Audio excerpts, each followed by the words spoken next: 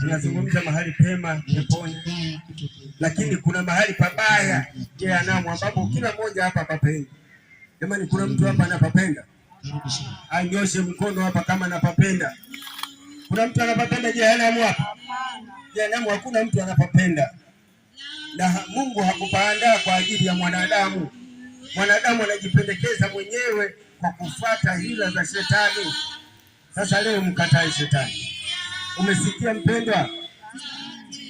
Kama unanielewa, sikia na ufahamu kwamba jehanamu mwanadamu atajipendekeza mwenyewe kwenda kwa kufuata hila na mipango ya shetani, kwa sababu shetani amevionyesha vitu vya ulimwengu huu kwamba ni kana kwamba vizuri na vinavutiwa na mwanadamu. Mwanadamu anavutiwa na vitu hivyo, na hiyo ndiyo njia ya shetani kumpata na kumbaini mwanadamu na kumpeleka kule mahali